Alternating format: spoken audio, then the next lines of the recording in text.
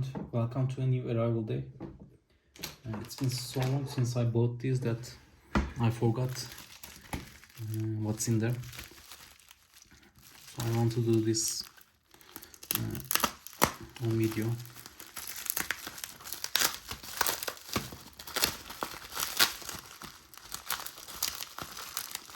As far as I read, this is a 1.40 regular 1.40 bracelet.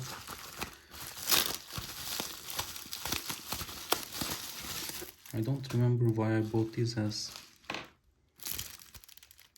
I don't immediately need them anymore, but I guess I bought this because these have 18 endlinks. They are rarer than 518 endlinks.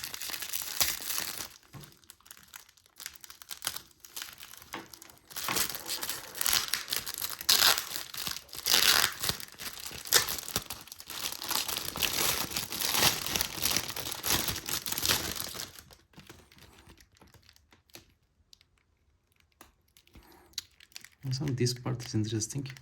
1, 2, 3, 4, 5, 6, 7, 8, 9.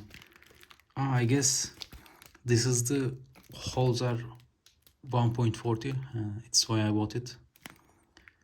As you can see, it looks like a regular 1.40, but it is not. Even I couldn't tell initially. Interestingly, these sides are finished on this bracelet. On regular bracelets they are shiny, but I think it's in original condition because it's definitely not trim finished. You can see the scratches, so this side refinish is, I guess, could be original to the Holzer ones. It's very interesting how Omega produces the same bracelet design by different manufacturers. So as I remember, it's why I bought it. It's a unique bracelet for the books. And there is a watch in here. I'm very excited about it.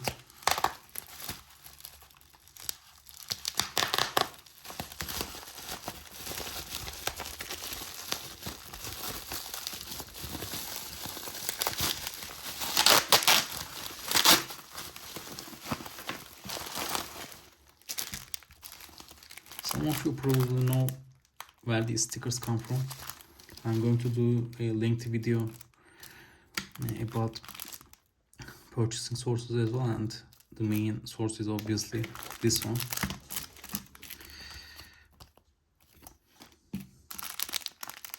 And this is the watch. Let's keep it to the end.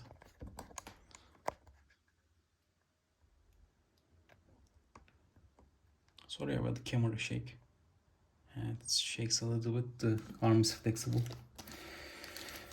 Now this is my favorite buckle, the 14mm long buckle. Only issue is that you have to remove the integrated loop from regular leather straps to use it, unless you get a special leather strap manufactured. Now this appears to be another buckle.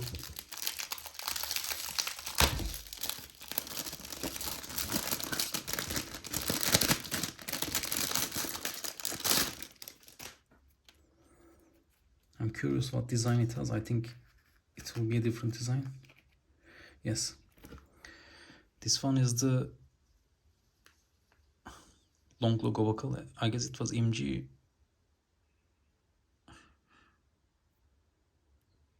I think this sun logo also means MG, but I'm not sure. I don't really follow the buckle manufacturers that close, but I really love this one. And 14mm buckles are my favorites. because I think 19 to 40 millimeter tapering is actually more elegant than 19 to 16.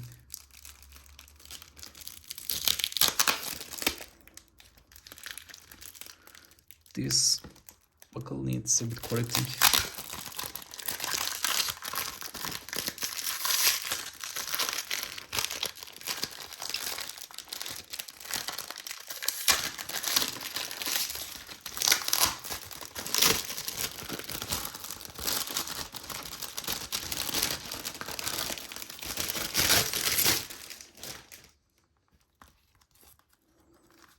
I really like this seller who uses these easy seal ziplocs.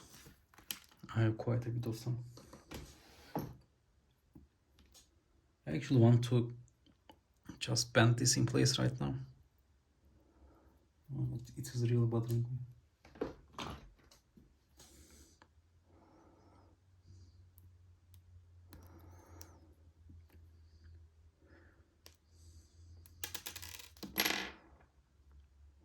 So only this side, I think, has been bent to shrink the size, not this size. And I'm going to hold this like this and only push this side up. Small change, I think. Too much. So it is very, very easily correctable.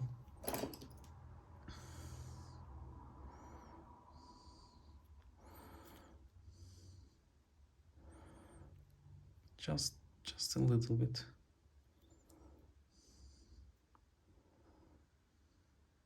This side is also very slightly bent.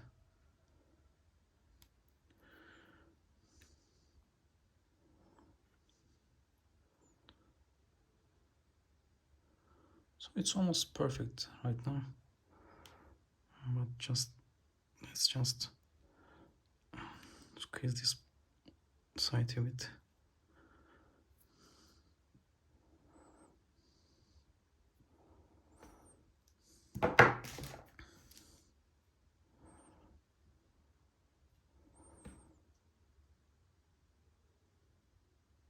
So it's 40 millimeters now, as it should be.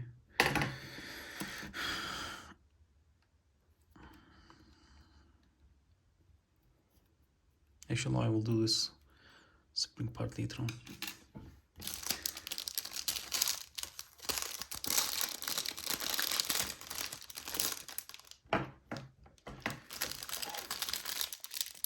I don't like these Japanese domestic bracelets as much anymore. And one of the reasons is that even those who have them on their watches think they are fake. And demand is non-existent for this.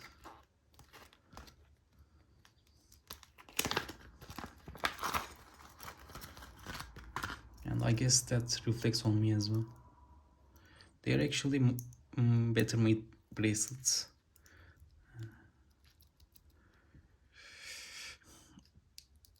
They are thicker and a bit, I guess, not heavier, but definitely better made. And these final links are definitely stronger. However, the looks are definitely not that good. You have to definitely use thick spring bars with these, because they have this disconnected look. Like you can see the gap here, and as you can see, this is almost the maximum size you can use. So I'm guessing these need a correction. You can see that there is a setting part here. I think if I push it back, it's going to take that spacing, but I'm not going to do it right now. It seems like a delicate operation, but it's interesting that have that option. And this is regular 056, not 056B.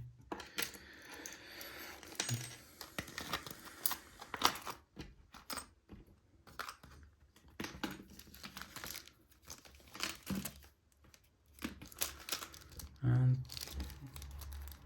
before the watch, this is the final opening. As I see, it's a gold coated buckle.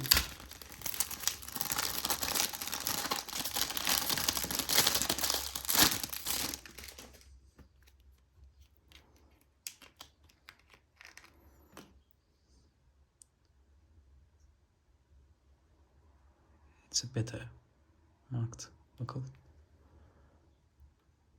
It's the same long logo like the other one.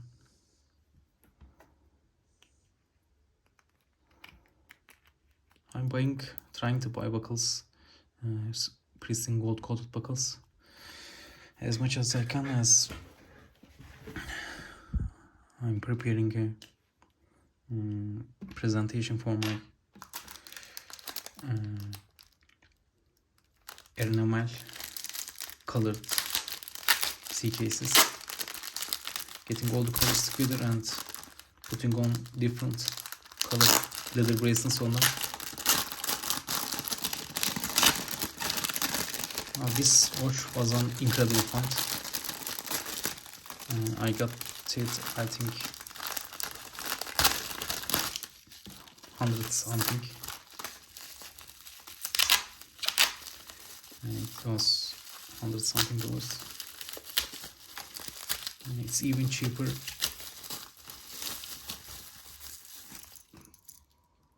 than the bracelet. And one thing I was very excited about was to attempt and fill these small cracks with color matched paint. As I learned, and the sunburst on these dials are the original material, and the paint obviously just matches that original finish. On C cases, there are some C cases that I have flaking as well. Actually, only one, the one I showed you.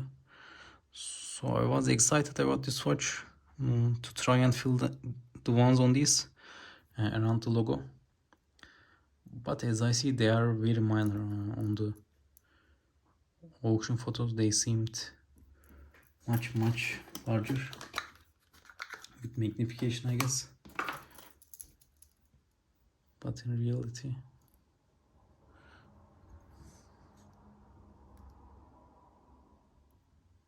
they are really tiny flakes.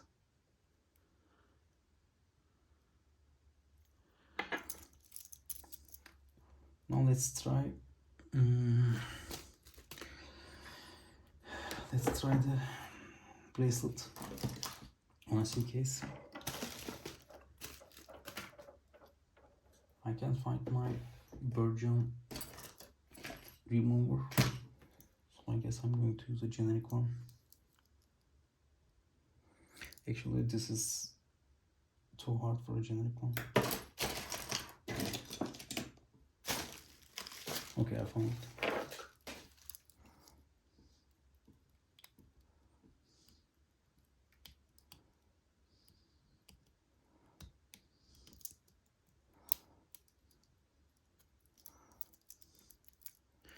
I'm pretty sure the endlinks are pristine and will just fit a C case right away. It's interesting that they even fit this one, but apart from this one, the other one was definitely a better fit.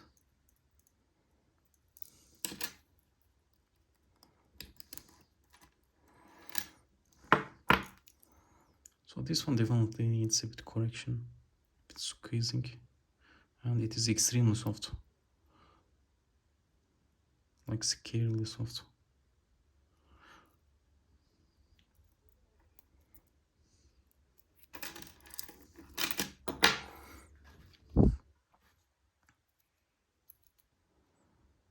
Yes, this part needs a bit flattening.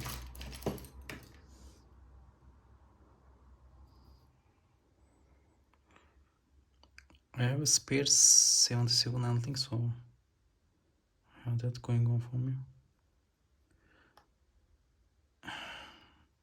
Now I'm going to bend it, this part backward a bit.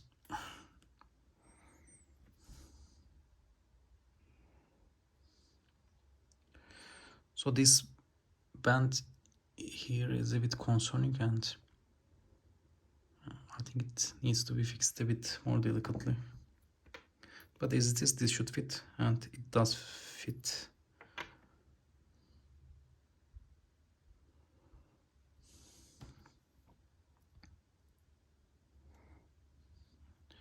Now I'm going to crimp it like this and flatten it, and then I'm going to bend it from the base. So this is my strategy. So flattening it safely, and then doing the bend from the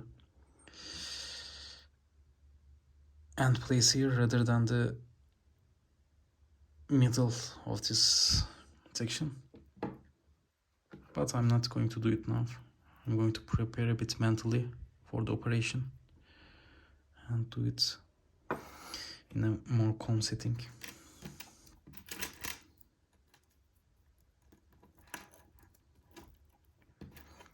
If you remember from the bracelet video, this is like a 1125 bracelet, but it's actually not. These are spring bars. Maybe this is a transitional bracelet. Chris says these could be transitional 1125s, maybe. But in any case, they are definitely not regular 1125s, as the extra links are not compatible. I was actually going to measure these and compare them to the recorded sizes. So it's, I guess, material for another video. As it is, I got a bracelet and a watch for a cost lower than a bracelet's worth. And I'm very excited. This watch, I think it definitely needs a service. And it seems like there could be a corrosion because this was very rigid. So maybe servicing it before trying to make it work is a good idea. I actually hate opening snap case packs.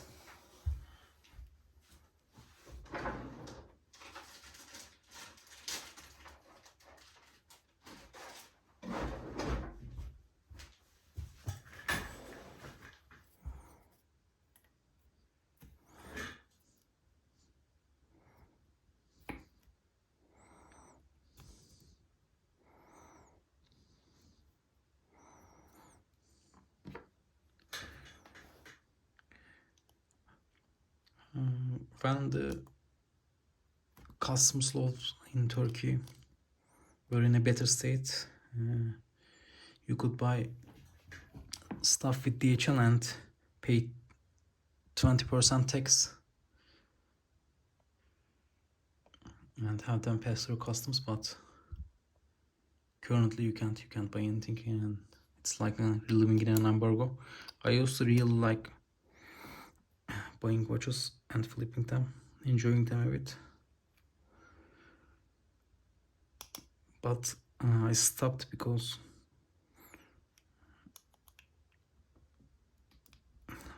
I didn't have the right tools for snap case back, so I really hate them, especially some of them are really challenging.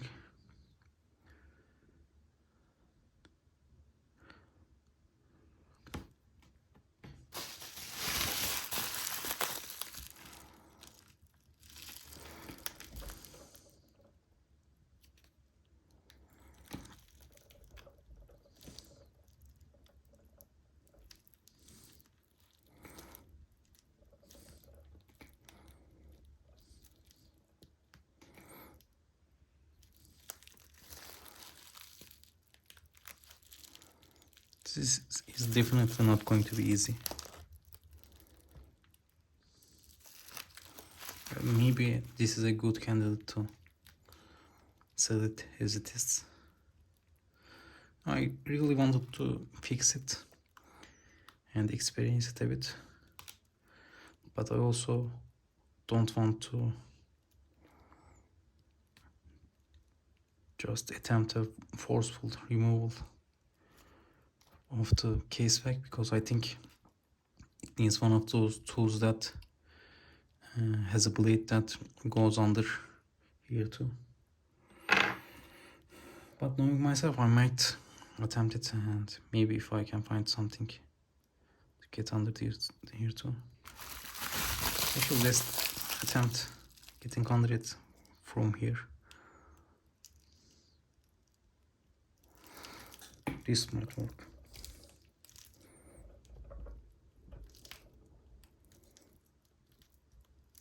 The blade can get under it, so I'm not yanking it.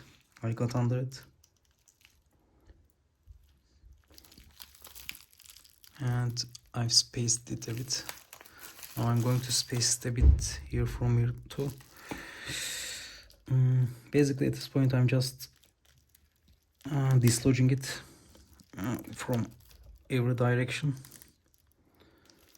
as there is some dirt-based friction holding it in place. It popped. So now I can just regularly open it from here, I think. No, I still need to pop it from different directions as well. From here you can see that it's almost open, but I just don't want to yank while there is still dirt holding it. Interestingly, only the regular opening part didn't space.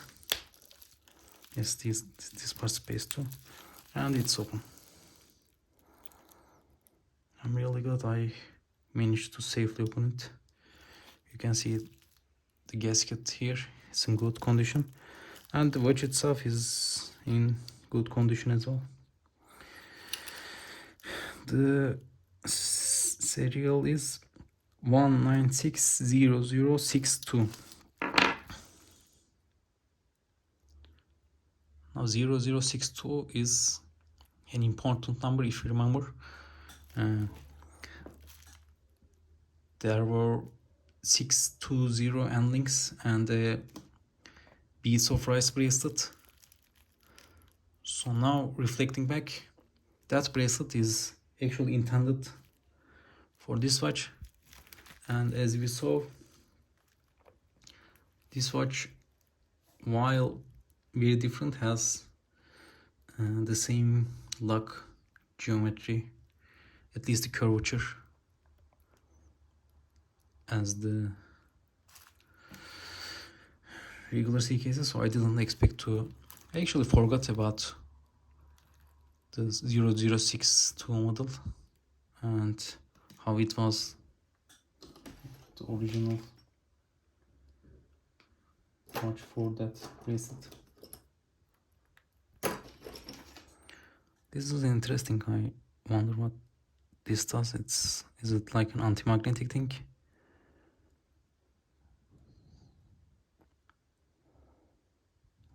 I wonder what it does.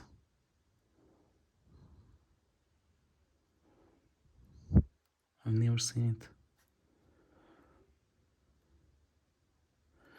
And the battery seems similar to the 300 hours batteries. Now these are usually very modular, and you can separate the electronic parts from the regular watch parts, and it might be a good idea to service it, the mechanic parts, before Actually, now that I played with the crown,